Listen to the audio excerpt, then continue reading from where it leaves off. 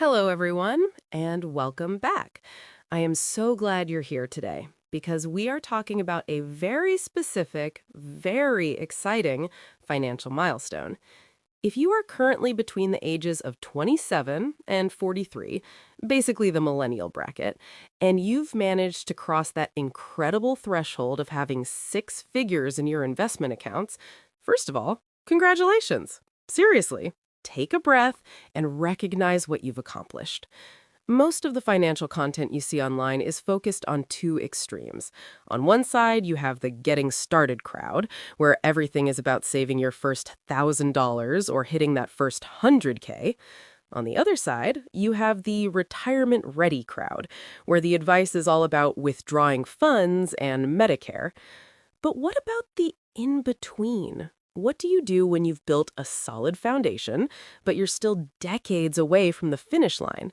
This is a unique phase of life where the stakes feel higher because you actually have something to lose, and your life is likely getting a lot more complicated. Today, we're going to walk through three essential wealth management strategies designed specifically for this messy middle. These are the pivots you need to make to ensure that your six-figure portfolio grows into a seven-figure legacy without any unnecessary detours.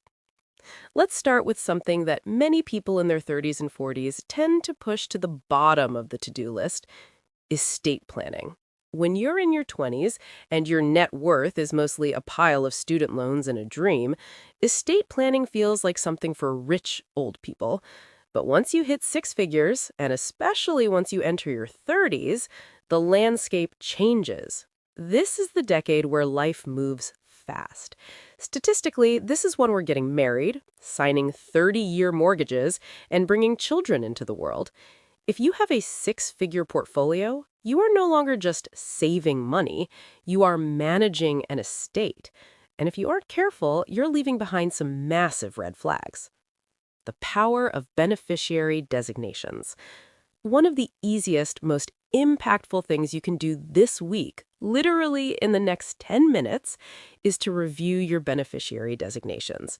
Think of a beneficiary designation as a fast pass for your money.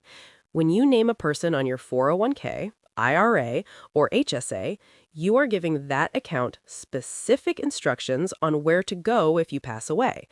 Why does this matter so much? Because these designations allow your assets to bypass probate. Understanding the probate tax. If you don't know what probate is, think of it as a long, public, and very expensive legal waiting room. When someone dies without clear instructions, the court has to step in to oversee the distribution of assets. This process can take months or even years, and it isn't free. In many states, legal fees and court costs can eat up nearly 10% of the total value of your estate. Imagine you have $150,000 in a 401k. If that goes through probate, your family might lose $15,000 just in administrative headaches. That's money that could have gone to your spouse's mortgage or your child's college fund, all because of a missing form. For those of us in this age bracket, the numbers are significant. Recent data from Empower shows the median 401k balance for people in their 30s is over $81,000.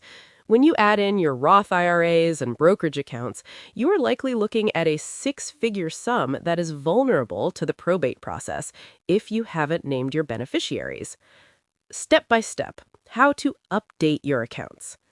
The good news is that the major brokerage firms make this incredibly easy.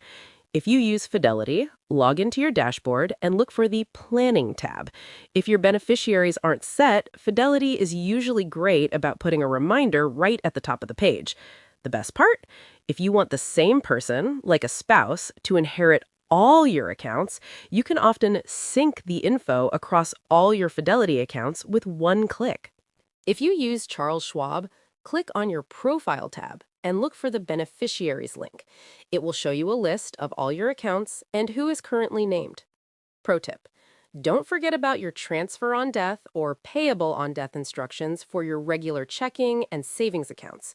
Your bank accounts need this just as much as your investment accounts. The second tip is about the engine under the hood of your wealth, your asset allocation. In your 20s, the strategy is usually just buy and hold as much as possible.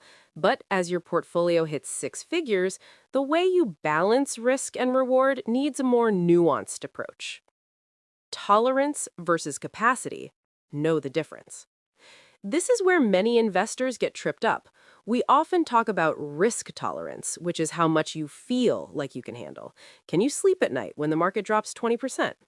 But as you move into your 30s and 40s, we need to focus on risk capacity. This is an objective measurement of how much risk you can afford to take. When you were 22 and single, renting an apartment, your risk capacity was huge. If the market crashed, you just kept working and ate more ramen. But now, you might have a mortgage, you might have a toddler, you might have a spouse who relies on your income. Your capacity for risk has likely decreased because you have real-world dependencies. A major market downturn doesn't just mean a smaller number on a screen. It could mean a threat to your family's stability or your ability to cover education costs. Finding the right balance.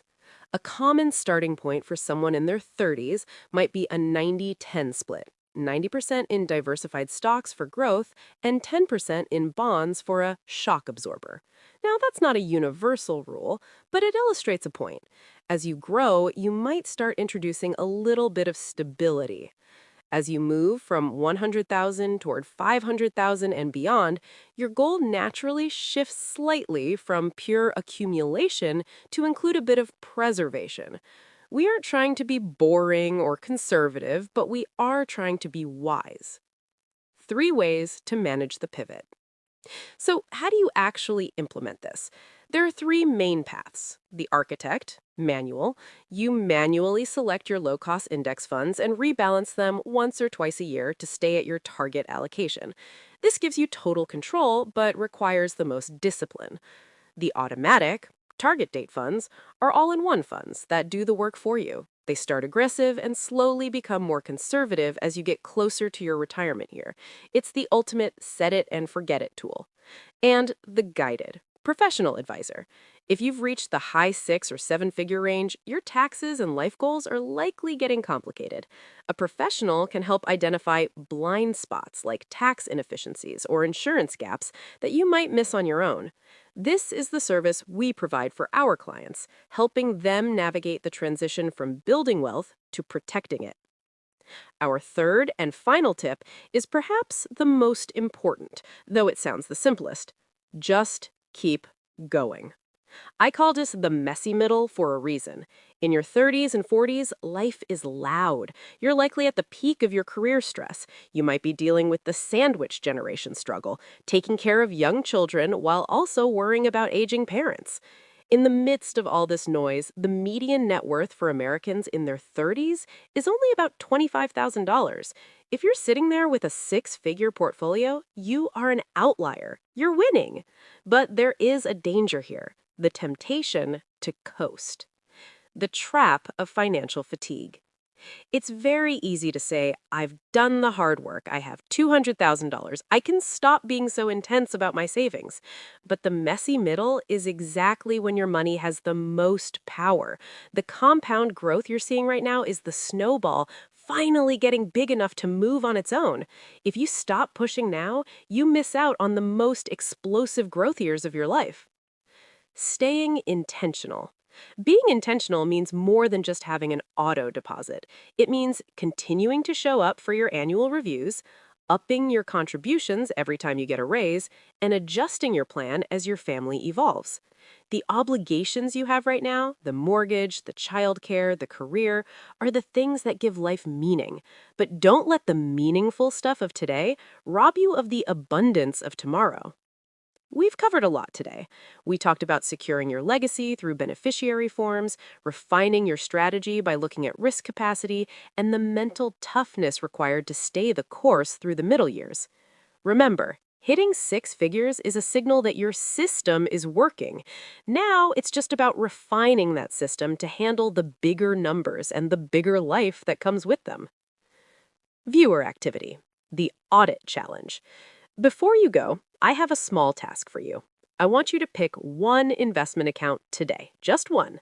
Log in and verify that your beneficiary is correct. Once you've done it, drop a done or a check mark emoji in the comments below. It's a small way for us to stay accountable to each other.